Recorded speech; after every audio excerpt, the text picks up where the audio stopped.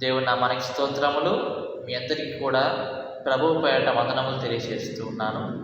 మరి ప్రతిరోజు కూడా మీరు దేవుని యొక్క వాగ్దానం వినండి, దాని ప్రకారం మీరు నడుచుకోండి. ఎందుకంటే ఆయన యొక్క వాగ్దానములు అవి మన జీవితాలకు ఎంతో అవసరంగా ఉంటూ ఉన్నాయి. వాటిని విని మన హృదయంలో మనం ఏం చేసుకోవాలంటే వాటిని దాచిపెట్టుకొని ఉండాలి. మరి ఎప్పుడైతే మనకి సాతాను శోధనలో పడిపోతూ ఉంటామో ఆ వాక్యాలు మనకు ఎంతో ఉపయోగపడుతూ ఉంటాయి. కాబట్టి ప్రియా దేవుని బిడ్డారా, ఈరోజు మనతో దేవుడు ఏ వాగ్దానం మాట్లాడబోతున్నాడు అనే విషయాన్ని ఒక ప్రార్థన చేసుకొని మనం చూద్దాం. స్తోత్రం స్తోత్రం స్తోత్రం స్తోత్రం స్తోత్రం స్తుతి స్తుతి స్తుతి స్తుతి స్తుతి స్తుతి పరిశుద్ధుడా యేసయ్య నాయన, ఈ యొక్క తండ్రి సమయంలో మా ప్రార్థన ఆలకించండి. గొప్ప దేవుడు నీవే, సర్వాధికారి నీవే ప్రభా. తండ్రి నేను ఒక నోటి మాటే సృష్టి నాయన, మమ్మల్ని చేసింది నువ్వే. భూమి ఆకాశములను చేసిన దేవా నీకే స్తోత్రాలు చెల్లిస్తూ ఉన్నాం. మా ప్రార్థన మీరే ఆలకించిన ప్రభా. మీరే తండ్రి ఈరోజు మీరే మాతో మాట్లాడండి. మాకు అవసరమైన వాగ్దానం మీరే మాకు దయచేయండి. మా జీవితాలకి ఏదైతే వాగ్దానం అవసరమో అది మీరే మాకు దయచేసి తండ్రి ఆ విన్న వాక్యాన్ని మా హృదయాలు నాటింపచేయండి ప్రభా.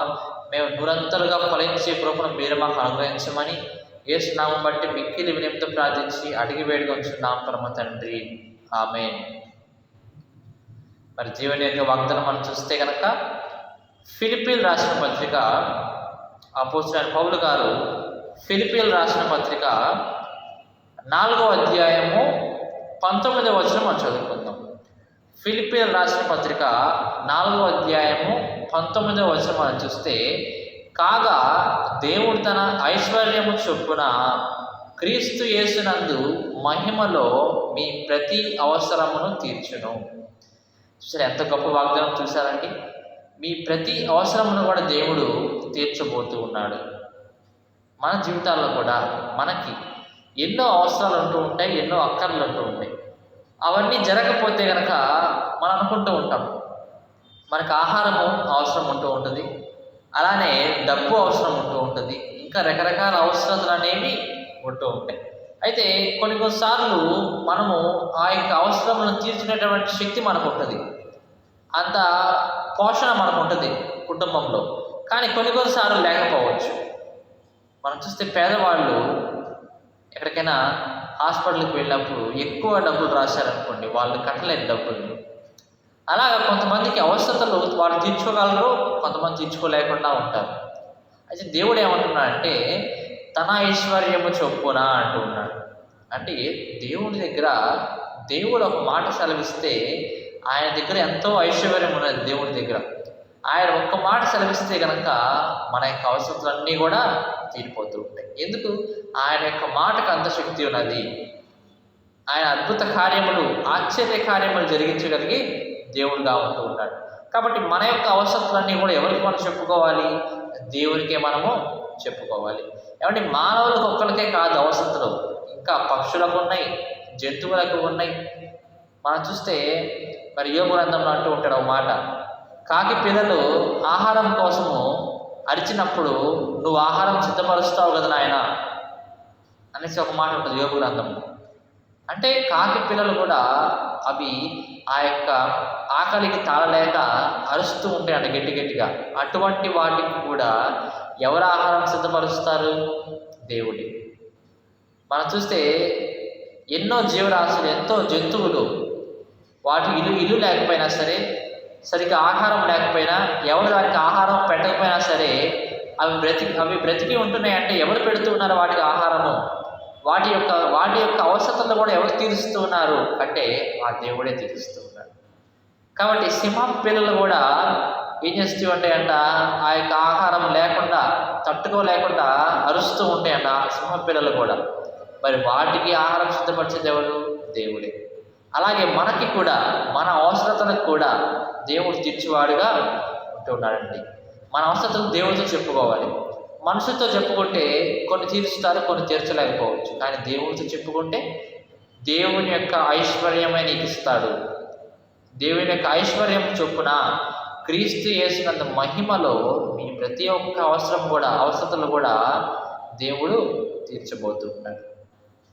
మనం పాత నిబంధనలో మనం చూస్తే ఒక సంఘటన, మరి ఎలీషా గారు ఆయన యొక్క సేవా జీవితంలో ఒక గొప్ప అద్భుత కార్యం జరిగించాడు. ఒక స్త్రీ ఉన్నదండి, ఆమె విధవరాలు, భర్త చనిపోయాడు, 2 కుమారులు ఉన్నారు ఆమెకి. అయితే ఆ భర్త చనిపోయిన తర్వాత ఆ భర్త కొంచెము తప్పులు చేస్తూ ఉంటాడు. ఆ తప్పుల మీద మరి వారికి ఉన్నటువంటి డబ్బులంతా పోయినాయి. అందరి దగ్గర డబ్బులు తీసుకున్నాడు. మరి ఏం చేశాడో మనకు తెలియదు ఆ డబ్బుల్ని. అయితే ఆ తర్వాత చనిపోయిన తర్వాత కొంతమంది వాళ్ళ ఇంటికి వస్తారు.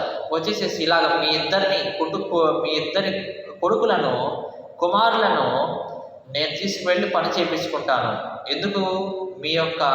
ఈ కుమారుల యొక్క తండ్రి నాకు అప్పుగా ఉన్నాడు, నాకు డబ్బులు ఆయన తిరిగి ఇవ్వలేదు, నేను ఇచ్చిన డబ్బులు నాకు తిరిగి ఇవ్వలేదు అని చెప్పేసి ఒక ఆయన వచ్చి చెప్తాడు, నేను మీ 2 కుమారుని తీసుకువెళ్ళి నా పొలంలో నేను పని చేయించుకుంటాను అంటూ ఉంటాడు. అప్పుడు ఆ స్త్రీ ఎంతో వేదన పడుతూ ఉంటుంది, ఎంతో ఏడుస్తూ ఉంటుంది ఆ స్త్రీ. అయ్యో ఏం చేయాలి నాయన, ఏం చేయాలి ప్రభా? అటువంటి సమయంలో దేవుడు ఏం చేశాడు? ఆ స్త్రీ వద్దకి ప్రవక్త అయినటువంటి ఎలీషాను పంపించాడు. పంపించేసేసి ఏం చేస్తున్నాడంటే, అమ్మా దేవుడు ఈరోజు నీకు గొప్ప కార్యం చేస్తున్నాడు, నీ అవసరతను దేవుడు తీరుస్తూ ఉన్నాడు. కాబట్టి నీ ఇంట్లో ఎక్కడెక్కడైతే ఏమేమి గిన్నెలు ఉంటాయి కనుక గిన్నెలు అవన్నీ తీసుకొచ్చి పెట్టమ్మా అని అడిగాడు. అలాగే నీ ఇంట్లో ఏముందమ్మా అంటే, కొంచెమే నూనె ఉందయ్యా, మాకు తినడానికి కొంచెం 2 రొట్టెలు వేసుకొని తినడానికి కొంచెమే నూనె ఉంది నాయన అని ఎలీషా చెప్పినప్పుడు, సరేనమ్మా ఏం పర్వాలేదు, నీ యొద్ద ఎన్ని గిన్నెలు అయితే ఉన్నాయో నీ ఇంట్లో, అలాగే నీకు పక్కింటి వాళ్ళ దగ్గర కూడా ఒకవేళ తెచ్చుకుంటే కనుక తెచ్చుకో వెళ్ళి అని చెప్పేసి నువ్వు అరేంజ్ చేసుకో మొత్తాన్ని కూడా అని చెప్పేసి ఎలీషా చెప్పినప్పుడు ఆమె ఎలీషాని నమ్మింది. ఎలీషా మాట మీద నమ్మకం ఉంచింది, అలాగే దేవుని మీద కూడా ఆమె నమ్మకం ఉంచింది. ఆమె నమ్మింది, మాకు అవసరం తీరిద్ది, ఈ యొక్క సమస్య ఉన్నది, అది మా కుటుంబం నుంచి తొలగిపోయింది అని ఆమె నమ్మిక ఉంచి ఆ యొక్క ఎలీషా ఒక మాట విని ఏవైతే ఆమె ఇంట్లో గిన్నెలు ఉన్నాయో, పెద్ద పెద్ద గిన్నెలు, చిన్న చిన్న గిన్నెలు ఏవైతే మొత్తం ఉన్నాయో వాటన్నిటిని తెచ్చిపెట్టుకుంది.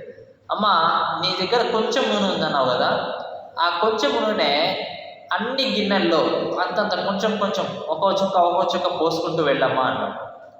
సరేనయ్యా నువ్వు చెప్పినట్లుగా చేస్తాను. ఆ స్త్రీ ఏం చేసింది, అలా కొంచెం పోసుకుంటా ప్రతి ఒక్క దానిలో పోసినప్పుడు ఆమె అలా పోస్తూ ఉండగానే ఏవైతే ముందుగా పోసి ఉన్నాయి కదా ఒక చుక్క ఒక దానిలో వేసిందండి, ఒక గిన్నెలో వేసింది. అలాగే ఇంకొక గిన్నెలో వేస్తూ ఉన్నది.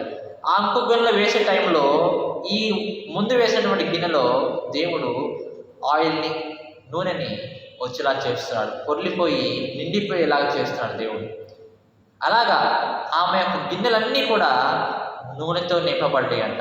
నూనె అంటే ఏంటి? ఆశీర్వాదానికి గుర్తుగా ఉన్నది నూనె. బైబిల్ గ్రంథంలో నూనె అంటే అభిషేకించడానికి, ఆశీర్వాదానికి గుర్తుగా ఉన్నది. ఒక జ్యేష్ఠ హక్కుని ఇవ్వడానికి గుర్తుగా ఉన్నది, అభిషేకించడానికి నూనె గుర్తుగా ఉన్నది. కాబట్టి ఆమె ఇంటికి ఏమొచ్చింది?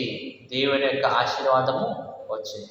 దేవుడు ఆ కుటుంబాన్ని దేవుడు అభిషేకించాడు. అలాగా నూనె ద్వారా ఆ గిన్నెలన్నీ కూడా నూనెతో నిండిపోయినాయి. అప్పుడు ఎలీషా అంటున్నాడు, అమ్మా ఈ నూనెని నువ్వు అమ్ముకొని వ్యాపారం చేసుకొని డబ్బు సంపాదించుకొని నీ యొక్క అప్పులన్నీ కూడా తీర్చుకోమ్మా. ఏవైతే మిగిలి ఉంటుందో నూనె దాన్ని నువ్వు నీ పిల్లలు కూర్చొని చక్కగా తినండి, రొట్టెలు చేసుకొని చక్కగా తినండి అని చెప్పేసి ఎలీషా ఆ గొప్ప అద్భుత కార్యం చూసారా. దేవుడు మనం చెప్పుకుంటే కనుక ఏమంటే దేవుడు తెలియదా మనకి ఏ వసతులు ఉన్నాయో, ఏమంటే దేవుడు తెలియదా మనకి ఏమి కావాలో? దేవుడు ప్రతి ఒక్కరు కూడా తెలుసు. కానీ నువ్వు అడిగేంత వరకు దేవుడు వెయిట్ చేస్తూ ఉంటాడు. అడగాలి దేవుని ఎత్తుకు వచ్చి, దేవుని యొక్క సంఘానికి వచ్చి అడగాలి, ప్రభా మాకు ఈ అవసరతలు ఉన్నాయ్యా నువ్వు తీర్చు ప్రభా అని మనం ఎప్పుడైతే దేవుడు అడుగుతూ ఉంటామో అప్పుడు దేవుడు ఒక అద్భుత రీతిగా, ఆశ్చర్య రీతిగా మన యొక్క అవసరతలు అయినా తీర్చేవాడుగా ఉంటున్నాడని చెప్పి ఈ వాగ్దానం ద్వారా దేవుడు మనకి, మన కుటుంబానికి ఒక గొప్ప దీవెన ఆశీర్వాదాన్ని ఇస్తూ ఉన్నాడు. దేవుడి వాగ్దానం దీవించి ఆశీర్వదించును గాక.